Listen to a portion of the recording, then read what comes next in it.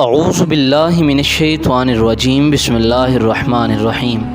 چھپے راز چینل کے معزز ناظرین و سامعین، السلام علیکم ورحمۃ اللہ وبرکاتہ۔ امید کرتا ہوں آپ سب بخیر و عافیت ہوں گے۔ چھپے راز چینل کے معزز ناظرین و سامعین، آج جس موضوع پر ہم بات کرنے جا رہے ہیں وہ ہے فرعونی ممیز کے بارے میں۔ جی ہاں، آج ہم بات کریں گے کہ مصری لوگ ممیز کیوں بناتے تھے، یعنی کہ اپنی لاشوں کو حنوط کیوں کرتے تھے اور کیسے کرتے تھے۔ تو آئیے ویڈیو میں آگے بڑھتے ہیں اور یہ جاننے کی کوشش کرتے ہیں کہ مصری لوگ اپنی لاشوں کو حنوط کیوں کرتے تھے اور کیسے کرتے تھے۔ ویڈیو میں آگے بڑھنے سے قبل آپ سب سے گزارش کروں گا کہ اگر آپ ہمارے یوٹیوب چینل پر نئے ہیں تو براہ کرم ہمارے یوٹیوب چینل کو سبسکرائب کر لیجئے تاکہ آنے والی ویڈیوز بآسانی آپ تک پہنچ سکیں۔ معزز ناظرین و سامعین، مصری لوگوں کا یہ یقین تھا کہ مر جانے کے بعد ایک نئی زندگی انسان کی منتظر ہوتی ہے، لیکن آپ کو یہ جان کر حیرانی ہوگی کہ وہ لوگ یہ یقین صرف فرعونوں کے لیے رکھتے تھے۔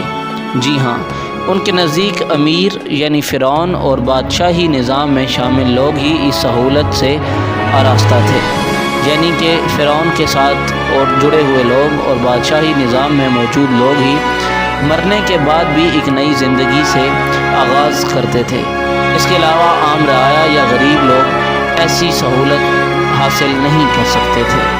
معزز ناظرین و سامعین، ان کا یہ یقین تھا کہ مرنے کے بعد جانے والا اپنی تمام تر انسان کی جو زندگی اس دنیا میں گزاری ہوئی ہے اسی طرح آنے والی زندگی کو بھی گزارتا ہے۔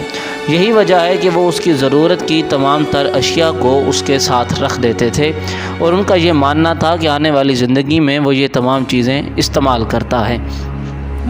معزز ناظرین و سامعین، اس کے علاوہ جس جگہ پر اس ممی کو دفنایا جاتا تھا اس کی دیواروں پر وہ تمام حالات زندگی کو پینٹنگز کی شکل میں لکھ دیا جاتا تھا، تاکہ اس کو جب وہ آنے والی زندگی کے اندر آنکھ کھولے تو اسے یہ یاد ہو کہ اس کی پچھلی زندگی کیسی تھی۔ معزز ناظرین و سامعین، آئیے بڑھتے ہیں دوسرے سوال کی جانب کہ ممیز کو حنوط کیسے کیا جاتا تھا۔ معزز ناظرین و سامعین، یہ کوئی چند گھنٹوں کا عمل نہیں تھا، بلکہ یہ 70 سے 72 دنوں کا ایک عمل تھا۔ جی ہاں، اس کے اندر سب سے پہلے جسم کو دھو دیا جاتا تھا، اور دھونے کے بعد تمام اضافی کثافتیں ہٹا دی جاتی تھیں، جیسے کہ بال وغیرہ۔ اس کے بعد اس ممیز کو چاک کیا جاتا تھا، یعنی کہ چیرا جاتا تھا، اور اس کے اندر سے پھیپھڑے، گردے، معدہ اور تمام تر اس طرح کی چیزیں نکال لی جاتی تھیں سوائے دل کے، کیونکہ ان کے مطابق دل ہی ذہانت، عقل اور جذبات کا مرکز تھا۔ دماغ کا اس چیز سے کوئی تعلق نہیں تھا، دل کو جسم کے اندر ہی رہنے دیا جاتا تھا۔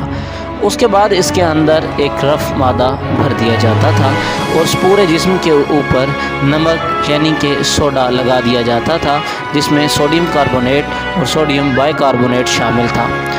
ایسا کرنے سے یہ جسم کی تمام نمی کو چوس لیتا تھا اور جسم خشک ہو جاتا تھا، اور پھر آخر پر جسم کے اندر بھرے گئے کثافت مادے کو نکال کر اس کے اندر کچھ اور بھوسا یا لیلن ٹائپ کو ایسی چیز بھر دی جاتی تھی، اور اس کے بعد اس لاش کو سفید کلر کی پٹیوں کے اندر لپیٹ کر حنوط کر دیا جاتا تھا، اور پتھر کے بنے تابوت کے اندر رکھ کر دفنا دیا جاتا تھا۔